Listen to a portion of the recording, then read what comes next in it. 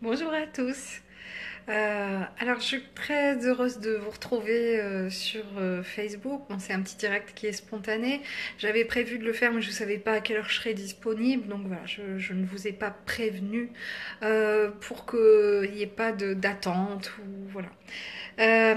En fait, je fais cette petite vidéo. Je pense qu'elle va peut-être servir à plus d'une personne parce que on me pose très souvent la question à l'approche eh bien de la Toussaint. Euh, mais qu'en est-il des cimetières? Est-ce qu'il faut aller au cimetière? Est-ce que ça sert à quelque chose?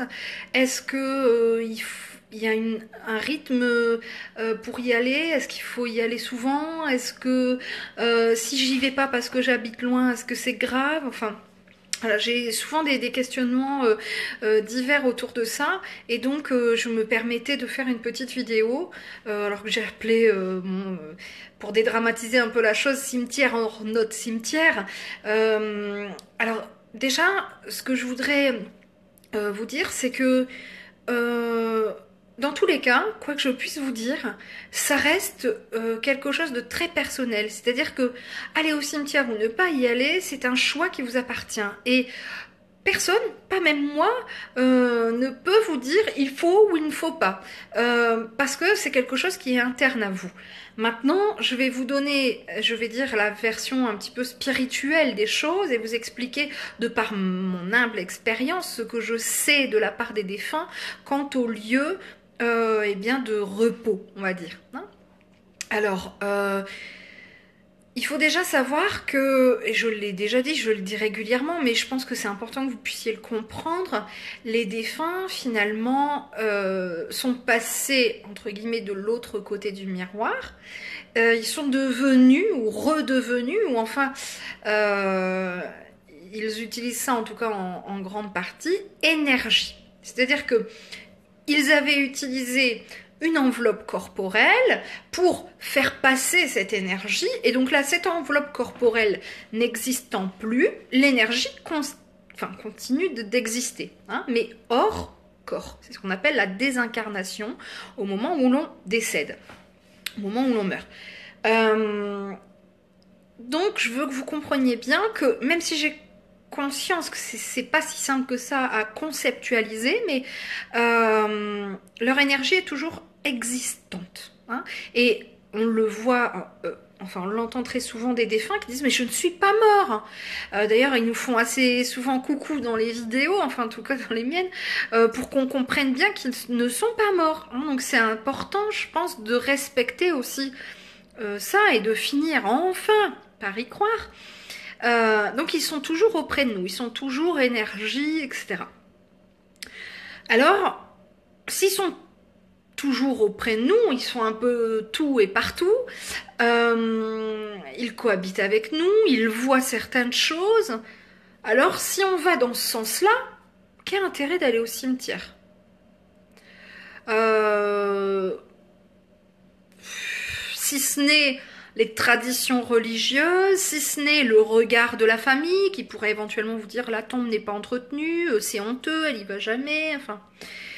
Mais sinon, de la part du défunt en général, hein, je parle bien en général, ça n'a pas un grand intérêt, voire même ça peut être néfaste pour lui, je vais m'expliquer après. Euh, Maintenant, évidemment, vous avez envie, par cette action, d'aller au cimetière. Alors là, j'en parle aujourd'hui parce que c'est la Toussaint, mais il n'y a pas que la Toussaint pour aller au cimetière, évidemment. Hein, y a des gens qui y vont régulièrement, et d'ailleurs, je vais y revenir après. Mais voilà, sachez que vos défunts, dans tous les cas, ne vous attendent pas au cimetière. Enfin, pour la plus grande majorité des cas, ils ne vous attendent pas au cimetière. Ça arrive, mais c'est très très rare, et c'est quand vraiment le défunt est, entre guillemets, coincé encore dans le monde matérialiste, parce qu'il n'a pas résolu certaines choses, etc. Et donc, ça peut arriver, mais c'est quand même très très rare. Alors je vous dis aussi ça parce que souvent j'ai des gens qui me disent moi je peux pas parce que ben mon défunt est enterré très très loin, j'ai déménagé ou il a voulu être enterré là où il habitait étant petit, etc. Donc j'ai pas la possibilité d'y aller souvent ou j'ai pas la possibilité d'y aller parce que voilà c'est trop contraignant pour moi. C'est pas grave. Et ça aussi, je voulais insister sur ce cas-là parce que, eh bien, mes grands-parents vieillissent et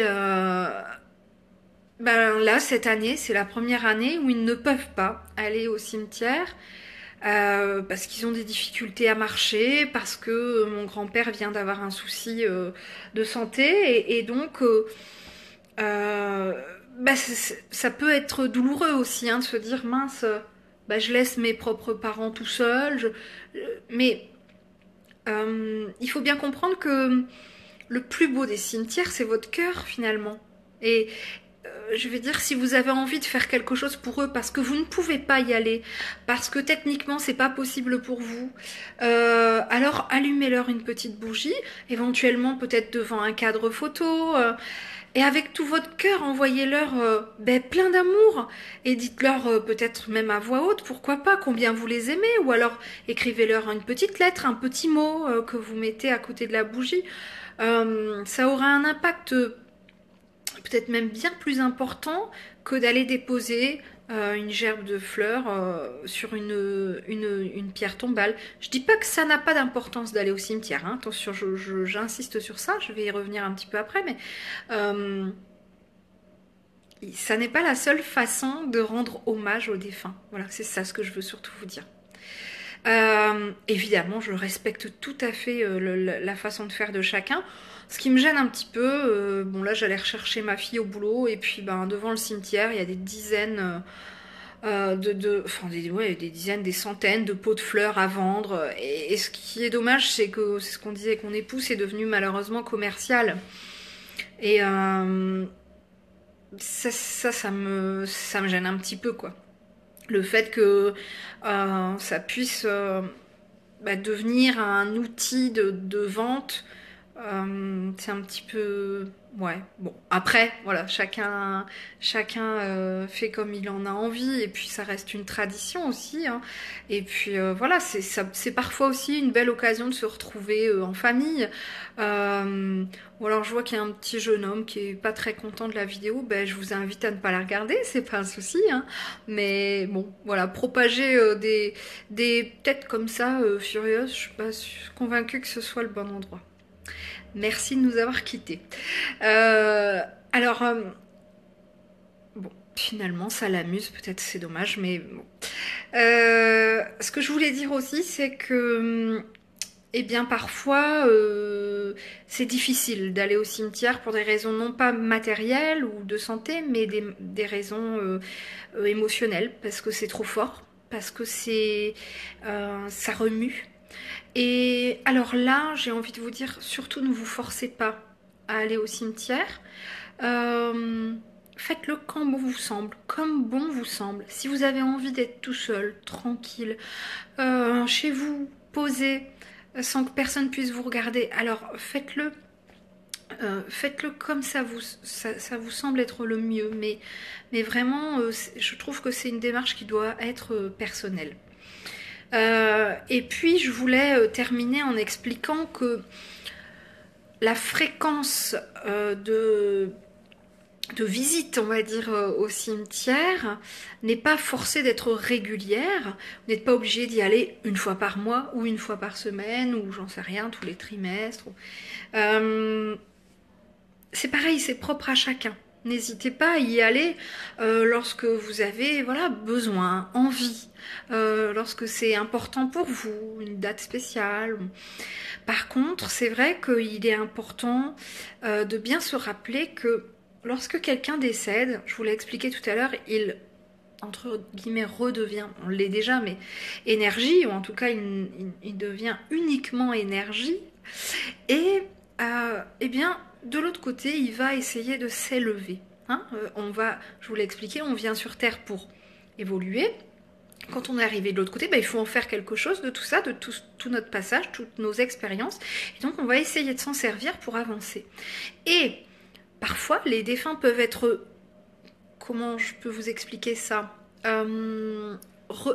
attirés à nouveau vers la Terre, comment dire, le côté matériel, matérialiste dans la matière par nos propres émotions. C'est-à-dire que si vous avez de la colère, de la tristesse par rapport à un défunt, il va le ressentir et parfois c'est ce qui va l'empêcher d'évoluer lui-même.